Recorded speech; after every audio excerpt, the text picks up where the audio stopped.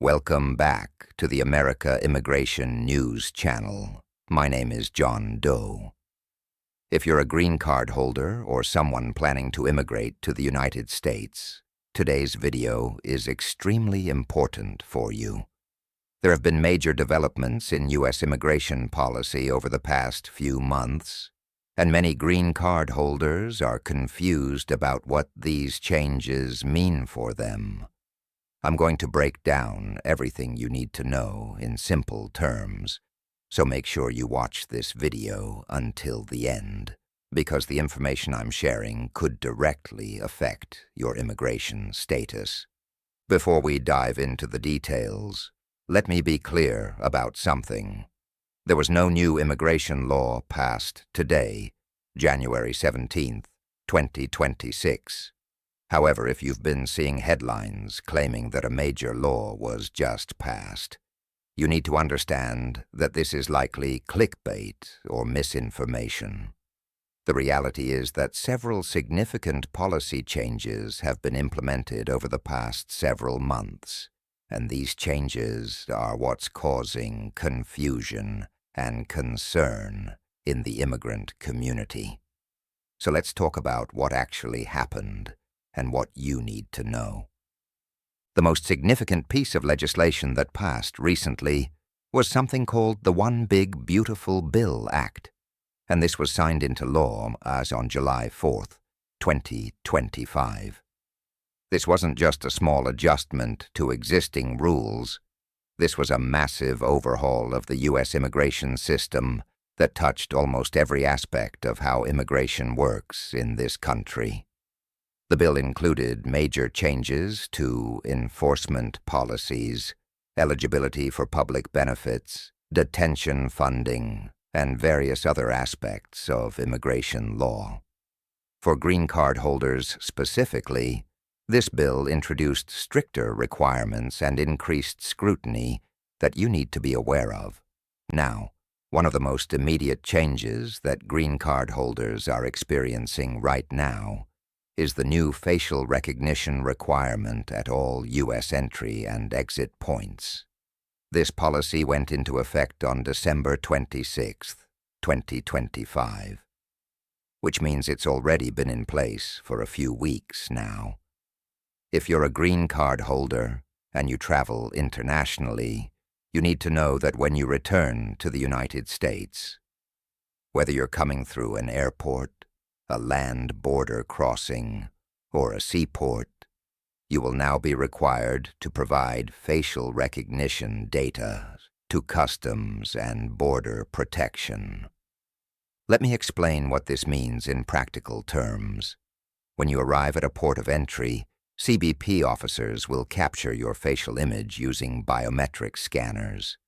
This data is then compared against existing records in their database to verify your identity. The stated purpose of this program is to enhance security and streamline the entry process, but it also means that the government is building a comprehensive database of travel patterns for all non-citizens, including permanent residents. Some privacy advocates have raised concerns about this, but for now, compliance is mandatory. If you refuse to provide facial recognition data, you could face significant delays, additional questioning, or even denial of entry in extreme cases. The next major change I want to talk about affects green card holders from specific countries. There's been an expansion of what's being called enhanced vetting procedures for individuals from 19 countries that are now subject to travel restrictions and additional scrutiny. If you're a green card holder from any of these countries, your permanent resident status may be subject to review, and this applies regardless of when you originally received your green card. This is a significant shift from previous policy, where green card holders were generally exempt from travel ban provisions. The 19 countries currently on this list include several nations in the Middle East, North Africa, and parts of Asia. If you hold a green card and you're from one of these countries, You should be prepared for additional questioning when you travel, longer processing times for any immigration benefits you apply for, and potentially even interviews or requests for additional documentation to verify that you still qualify for permanent residence. The government has stated that these enhanced vetting procedures are designed to ensure national security, but many immigration advocates argue that these policies unfairly target people based on their country of origin rather than any individual behavior or risk factors. Now let's talk about something that's causing a lot of confusion, and that's the immigrant visa pause that's set to begin on January 21st, 2026. This is just a few days away from when I'm recording this video, so pay close attention. Starting on that date, the State Department will pause the issuance of immigrant visas for nationals of 75 countries that have been deemed high risk for public benefits usage. This is a huge expansion from previous restrictions, and it affects a significant portion of the world's population. However, and this is really important, this pause applies to consular processing abroad. What does that mean? It means that if you're someone who's waiting for an immigrant visa interview at a U.S. embassy or consulate in one of these 75 countries, your interview will likely be postponed or canceled. This affects people who are trying to immigrate to the United States for the first time. But if you already have a green card and you're living in the United States, this particular policy change does not directly affect you. You don't need to worry about losing your green card because of this visa pause. That said, if you have family members abroad who are waiting for immigrant visas, they will be affected. The pause is expected to last for at least 6 months, possibly longer, which means significant delays for family reunification cases, employment-based immigration, and diversity visa lottery winners from these 75 countries. The government has not released a complete official list of all 75 countries yet, but based on preliminary information, the list includes countries across Africa, Asia, Latin America, and parts of Eastern Europe. If you have relatives waiting for visas, I strongly recommend consulting with an immigration attorney to understand your specific situation and what options might be available.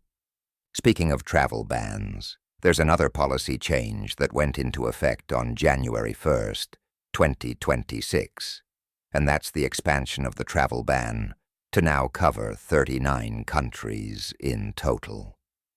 This is a significant increase from previous travel restrictions. Under this expanded ban, nationals from these 39 countries face restrictions on entering the United States. However, there's an important exception that applies to most green card holders.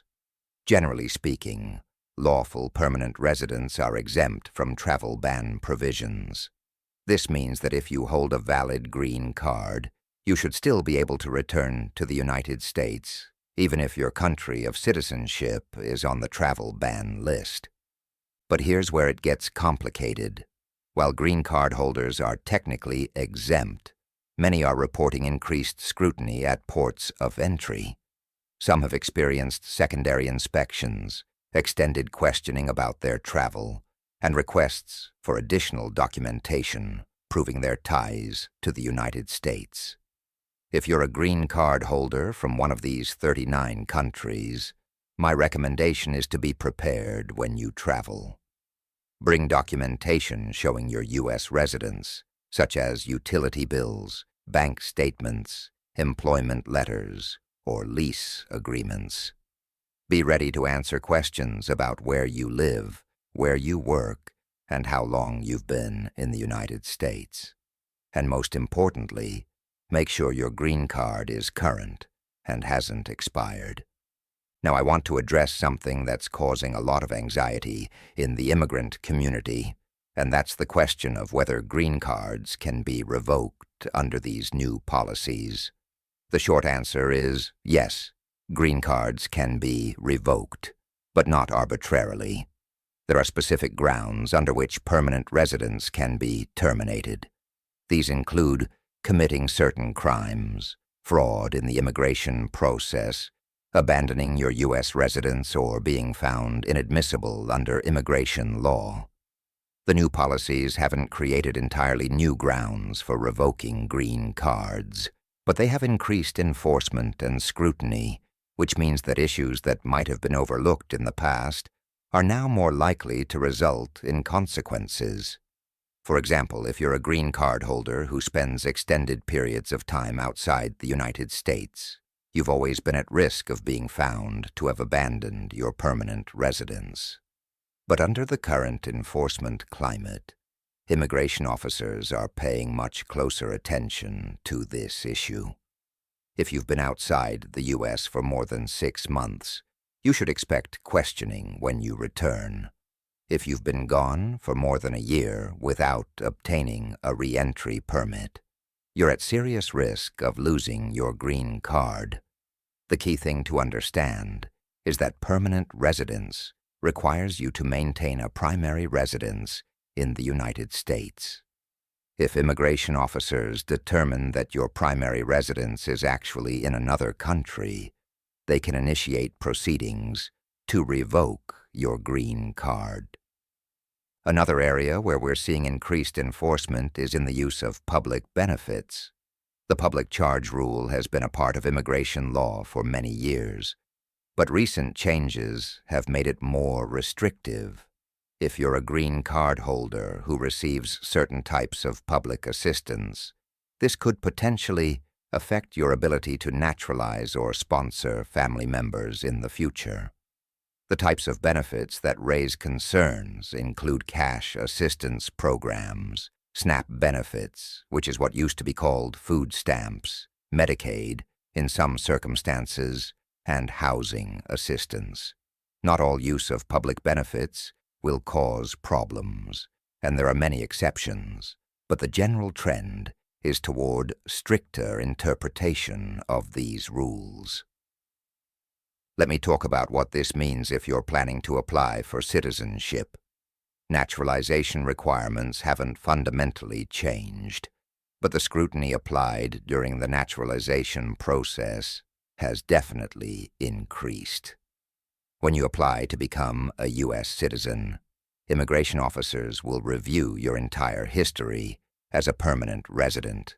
They'll look at your travel patterns, your tax returns, any benefits you've received, any interactions with law enforcement, and your overall conduct during your time as a green card holder. Under the current climate, applications are being examined more carefully, which means processing times are longer, and the chances of being asked for additional evidence have increased. If you're planning to apply for naturalization in the near future, here's my advice. Make sure all your documentation is in order. File your taxes every year, even if you don't owe anything. Maintain clear evidence of your physical presence in the United States. Keep records of all your international travel with exact dates. Avoid any criminal activity, even minor offenses, and be honest and accurate on your application. Any discrepancies or false statements can result in denial of your naturalization application and potentially even removal proceedings. Now let's talk about what these changes mean for different categories of green card holders. If you received your green card through family sponsorship, the main thing you need to focus on is maintaining your status and eventually becoming eligible for citizenship if that's your goal. Make sure you understand the residency requirements, avoid prolonged absences from the United States, and keep your green card current by renewing it before it expires. Remember that green cards typically need to be renewed every 10 years, and you should file for renewal about 6 months before your card expires. If you received your green card through employment, there are some additional considerations. The current immigration climate includes increased worksite enforcement, which means that employers are facing more scrutiny regarding their hiring practices. Make sure that your employer has proper documentation of your work authorization. If you change jobs, understand that as a green card holder, you have the right to work for any employer. But you should still notify USCIS if you move or change your address. Also, if your green card was based on employment in a specific field and you completely change careers, this generally isn't a problem once you have the green card, but it's something to be aware of if you're still in the early years of having permanent residence. For diversity visa lottery winners who have already received their green cards, the main concern is the same as for other green card holders: maintaining your status and meeting residency requirements. However, if you won the diversity visa lottery but haven't yet received your immigrant visa, and your country is on the list of 75 countries affected by the visa pause, you're likely going to face significant delays. The diversity visa program has specific time limits, and if your visa isn't issued within the fiscal year you were selected, you lose your eligibility. This is a really difficult situation, and if this applies to you, you should definitely consult with an immigration attorney immediately. Let me address some specific scenarios that people have been asking about. First, if you're a green card holder who travels frequently for work, you need to be extra careful under the current policies. Document the purpose of your travel, keep records of your U.S. ties, and consider getting a re-entry permit if you know you'll need to be outside the U.S. for an extended period. A re-entry permit allows you to stay outside the United States for up to 2 years without being considered to have abandoned your permanent residence. Second, if you're a green card holder with family members waiting for immigrant visas, understand that the delays caused by the visa pause could be substantial.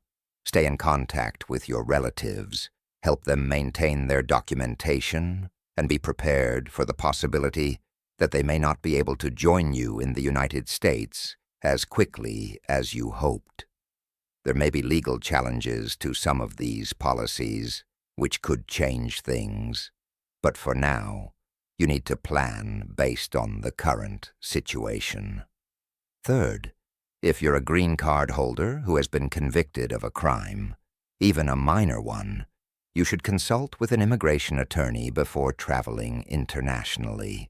Certain criminal convictions can make you inadmissible or deportable, and you might not realize that a conviction from years ago could cause problems when you try to re-enter the United States. Immigration law is very complex when it comes to criminal issues, and what might seem like a minor offense could have serious immigration consequences.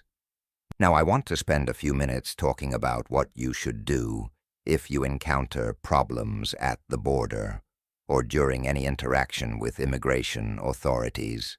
First and foremost, know your rights. As a lawful permanent resident, you have certain protections under U.S. law. You have the right to consult with an attorney if you're detained or questioned. You have the right to remain silent, although you do need to provide basic identifying information. And you have the right to request an interpreter if you're not comfortable communicating in English. If you're sent to secondary inspection at a port of entry, stay calm and cooperative. Answer questions truthfully and directly, but don't volunteer information that isn't asked for. If officers ask to see your phone or other electronic devices, understand that you have limited privacy rights at the border, but you can still decline and accept that this might result in longer delays or more intensive questioning. If you feel that you're being treated unfairly or if officers are asking you to sign documents you don't understand, you have the right to request to speak with an attorney before proceeding.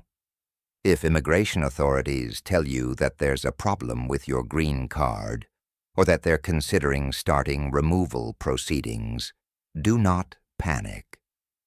But do take it seriously. Request the specific reasons in writing. Ask for contact information for an immigration attorney if you don't already have one. And do not sign anything admitting to facts that aren't true, even if you're told it will make things easier. Once removal proceedings begin, it becomes much harder to fix the situation, so getting proper legal advice immediately is crucial. Let me also address the question of whether you should accelerate your plans to naturalize given all these changes. Generally speaking, if you're eligible for citizenship, it's a good idea to apply.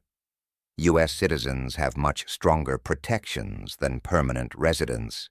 Citizens cannot be deported, cannot have their status revoked except in very rare cases involving fraud, and are not subject to the kinds of scrutiny we've been discussing for green card holders.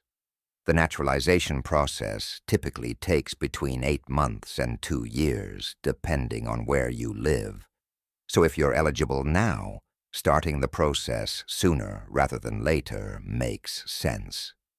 To be eligible for naturalization, you generally need to have been a permanent resident for at least 5 years, or 3 years if you obtained your green card through marriage to a U.S. citizen. You need to have been physically present in the United States for at least half of that time. You need to demonstrate good moral character. You need to pass English and civics tests, unless you qualify for an exemption based on age and length of residence. And you need to demonstrate attachment to the principles of the U.S. Constitution. If you meet these requirements, I would encourage you to seriously consider applying for citizenship. As we wrap up, I want to emphasize a few key points. First, stay informed, but be careful about your sources of information. There's a lot of misinformation circulating on social media and even in some news outlets. Always verify major immigration news through official government sources like USCIS.gov, the State Department website, or reputable legal organizations. Second, keep your documentation organized and current. This includes your green card, passport, travel records, tax returns, and any other documents related to your immigration status. Third, if you have any concerns about your specific situation, consult with a qualified immigration attorney. Immigration law is incredibly complex, and a small mistake can have serious consequences. Finally, remember that while these policy changes are significant and may cause stress and uncertainty, the vast majority of green card holders who are maintaining their status properly will be fine. Follow the rules, keep good records, maintain your ties to the United States, and don't do anything that would make you inadmissible or deportable. If you do these things, you should be able to maintain your permanent residence and eventually become a U.S. citizen, if that's your goal. Thank you so much for watching this video. I hope this information has been helpful in understanding the current immigration landscape and what these changes mean for green card holders. If you found this video useful, please give it a thumbs up and subscribe to the channel for more updates on immigration news and policy changes. Feel free to leave your questions in the comments below, and I'll try to answer as many as I can. Remember, immigration laws and policies can change quickly, so make sure you're staying updated with the latest information. Take care, stay informed, and I'll see you in the next video.